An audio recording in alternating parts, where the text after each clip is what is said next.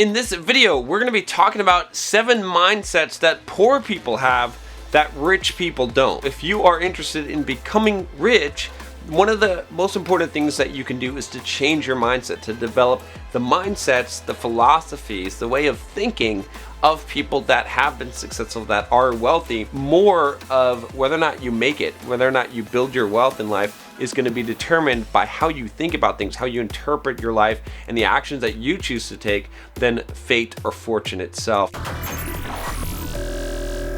I'm John from BulldogMindset.com. On this channel, I teach you how to be a man. I teach you how to build financial independence, how to get the physique that you want, how to get the girls that you want, and how to go from the victim mindset to the bulldog mindset. If you have one of these 7 mindsets, it's okay. Okay, we all have to start somewhere.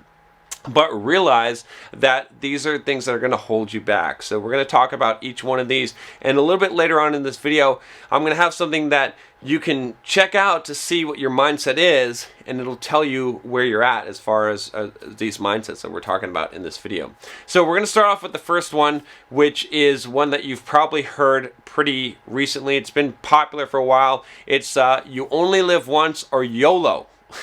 YOLO. If you have this YOLO mindset, this you only live once mindset, you are thinking too short term. Okay, you're thinking in the present moment, and it's good to live in the present moment, okay, but it's not good to think in the present moment. When you plan out your life, when you plan out your circumstances in life and the direction you want to go, you should be thinking about the future. You should be deferring gratification, okay, in order to maximize that later on, because that deferment of gratification is one of the key things that's going to make us successful later on. And wealthy people, people who make money, are able to do that. They realize they don't just think in the moment. They don't just live for today, they live for the future. There's a balance to this. Like I said, you should be living in the moment, whatever moment that you're in, okay? You should appreciate whatever circumstance that you're in, but it doesn't mean that everything has to be fun and enjoyable, okay? I'm standing here making videos right now, which you might think that that's fun and enjoyable, but it's not super fun and enjoyable, okay? When you have to do this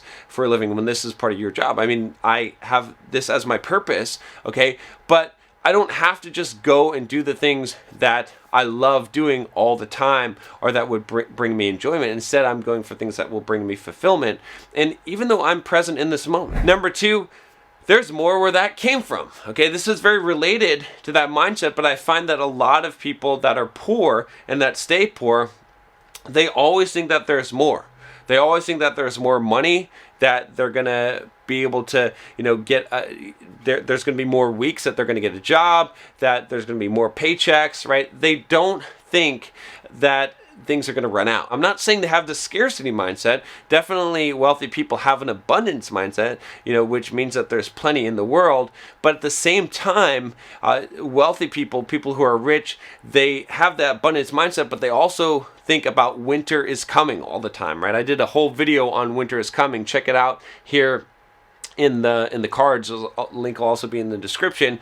But essentially means that they think about the idea that times are not always going to be good. Whereas people that tend to be poor, they tend to think that there's always more coming, that times are always going to be good. They're not thinking about the future. They're thinking that there's always going to be a plentiful supply of things. And when things run out, when money runs out, when time runs out, okay, what ends up happening is they get caught with their pants down and they get in what I call a squeeze situation, which is a bad situation where it costs you extra because you're not prepared, because you don't have any kind of buffer. Number 3 is it's someone else's fault. Okay, now we're starting to get into some of the victim mindset philosophy here, but poor people always think it's someone else's fault. They believe that that their circumstances is a result of things that have happened to them, and instead of things that they've done. That's a very, very critical thing to understand. Whereas someone who has the mindset that builds wealth, they take responsibility. They don't believe that things are other people's fault.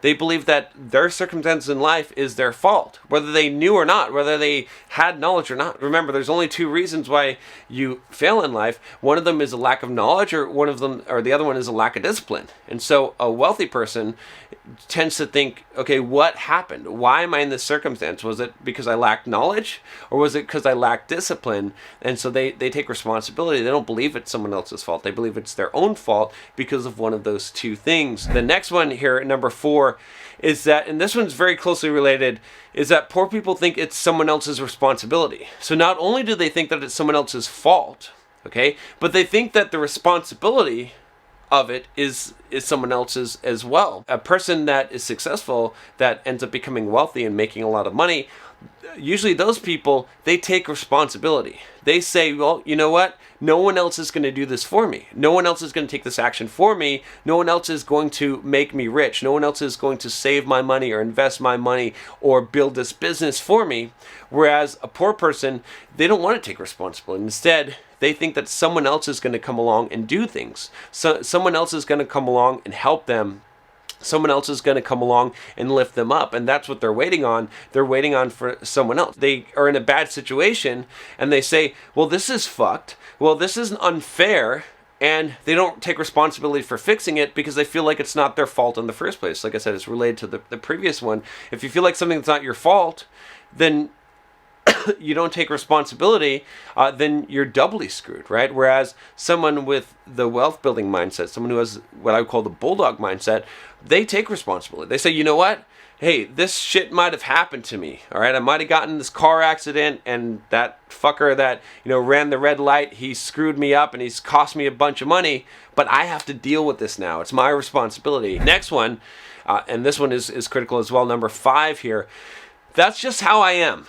I can't tell you how many people that I coach that have this victim mindset, that stay poor and stay broke, that they believe it's just how they are. They blame everything, all their problems, all their shortcomings in their personality on that's just how I am. Okay? They say, oh, well, I'm just lazy. That's just how I am. I don't read books. I can't read books. I can't focus, right?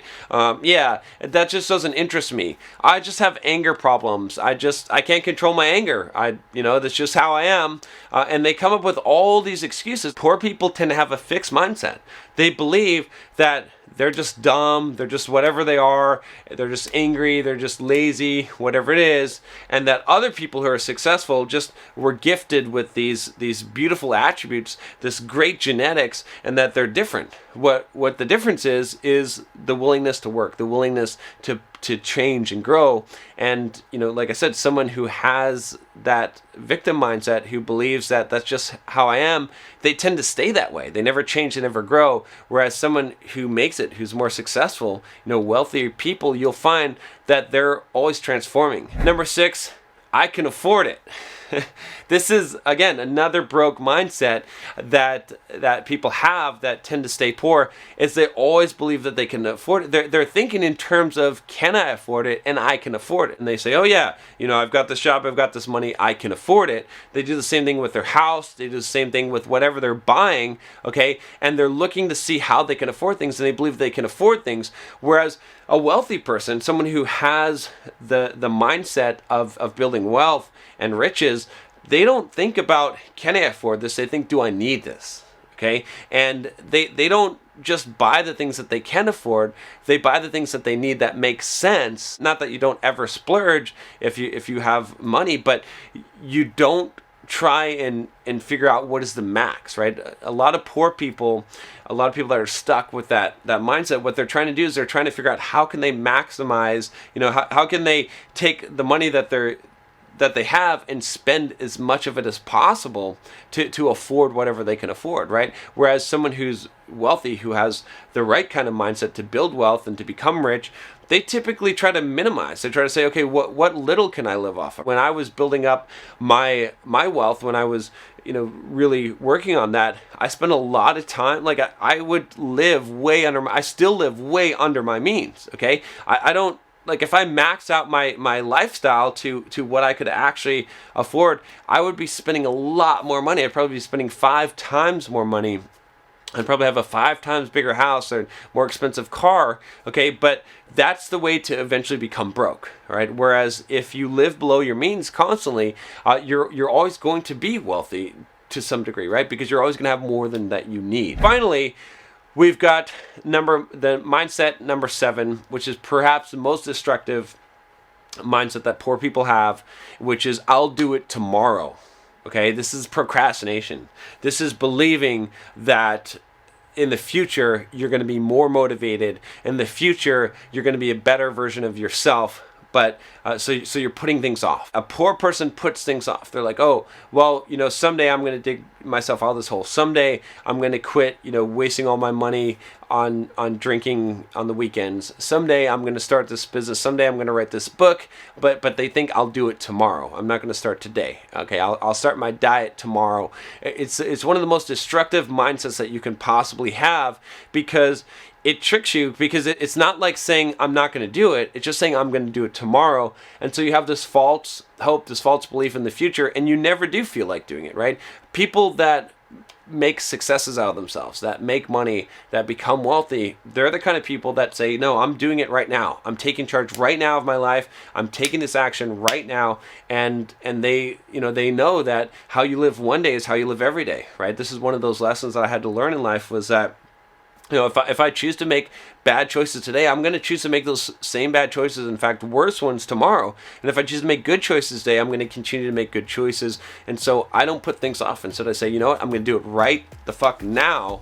I'm not going to do it tomorrow. I'm going to do it now. By the way, now's a good time to tell you about mindset. Take the Bulldog Mindset quiz and see where you score on that. There are some questions about finances. There's questions about fitness and social skills. Take that quiz. Let me see where you score. I'll give you some tips on that as well via email for how to improve that score. I'll talk to you next time. Take care.